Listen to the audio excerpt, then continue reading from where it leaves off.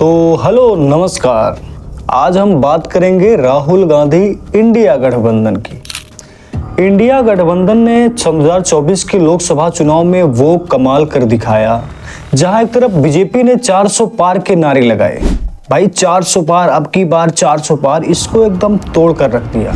हालांकि बीजेपी के पास 240 सीटें हैं, सबसे बड़ी पार्टी अब भी है और सबसे ज़्यादा राज्यों में उसी की सरकार है फिलहाल में देखी जाए। पर इसको 400 पार के नारे को तोड़ने में कामयाब इंडिया गठबंधन हुआ, ना कि राहुल गांधी या कांग्रेस। आपने देखा होगा कि जहां भी बीजेपी और कांग्रेस की सीधे सामने की लड़ाई होती है, वह कांग्रेस हमेशा लगभग हार जाती है। सबसे कमाल करने वाला जो राज्य रहा वो रहा उत्तर प्रदेश। और यहाँ पर सबसे कमाल की बात है कि राहुल गांधी अखिलेश यादव की जोड़ी ने वो कमाल कर दिखाया कि बीजेपी अब तक उसे नहीं भूल पा रही। अयोध्या लोकसभा 54, यहाँ की सीट इतनी इम्पोर्टेंट सीट थी कि यही मंदिर जनवरी या फरवरी में 22-21 को यहाँ पर उद्घाटन हुआ। नरेंद्र मोदी ने आधे अधूरे काम पर उद्घाटन कर दिया ताकि इसका फायदा हो सके हमें चुनाव के इलेक्शन में मिले, पर कुछ खास फायदा नहीं हुआ, बल्कि उल्टा 55,000 वोटों से वो अयोध्या हार जाती है। ये इंडिया गठबंधन ने कमाल कर दिखाया। और सबसे कमाल की बात है अखिलेश यादव की।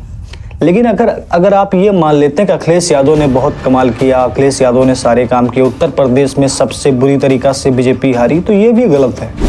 आपने सन 2014 का चुनाव देखा, लोकसभा चुनाव, 5 सीटें मिली अखिलेश यादव को, समाजवादी पार्टी को। सन 2019 गठबंधन था तो 10 सीटें मिली बसपा को, 5 सीटें मिली अखिलेश यादव को। तो कहने का मतलब ये भी नहीं है कि अखिलेश यादव बहुत मजबूत थे, बहुत अंदर उनके ये खास बात है, उन्होंने ऐसा कर दिखाया, नहीं। अगर कमाल किया तो दोनों लोगों ने मिलकर, यानी कि अखिलेश यादव और राहुल गांधी ने मिलकर किया। अब उदाहरण के तौर पर हम देख लेते हैं हरियाणा का चुनाव। आप हरियाणा का चुनाव देखिए, 90 सीटों का चुनाव, 90 विधानसभाओं का वो राज्य है जहां पर 90 सीटों पर चुनाव हुआ।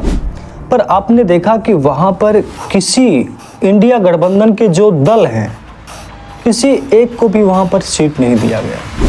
हालांकि बीच में बात चल रही थी आम आदमी पार्टी से कि गठबंधन हो जाए, पर गठबंधन नहीं हुआ। लेकिन इंडिया के जो खास लीडर हैं, खास अपोजिशन लीडर जिसको LOP कहा जाता है, आप देखिए लीडर ऑफ अपोजिशन यानी कि राहुल गांधी ने क्या कुछ खास कर दिखाया। इनका फर्ज था भैया कि सभी गठबंधन जितने दल हैं सबको हम साथ लेकर चलेंगे और चलते रहेंगे तब तक जब तक हम उस काबिल ना हो जाए, हमारा इंडिया गठबंधन उस काबिल ना हो जाए। पर इन्होंने कुछ खास किया नहीं। यहाँ तक कि समाजवादी 37 सीटें जीत कर लाई, आपके साथ में है, उसको कम से कम 2-3 सीटें दे देते तो वो खुश हो जाती, आपकी रैलियों में आ जाती और वहाँ का माहौल बदल जाता। पर कोई फायदा नहीं और इतनी बुरी तरीका से हार गई। आप सोचिए, सन 2014 में जब मोदी जी की लहर थी तब भी वो 46 सीटों पर आई थी, यानी कि बहुमत तो था बीजेपी के पास। फिर 19 का चुनाव हुआ, 19 का जब चुनाव हुआ तो वहाँ 40 सीटों पर आ गई। पर अब की बार कांग्रेस ने कुछ दलों को साथ नहीं लिया, या फिर इनके अंदर जो अंदर की बातें हैं, हुड्डा हो गई, शैलजा हो गया, ये सब बातें मिलाकर हरियाणा में बुरी तरीका से हरा दिया।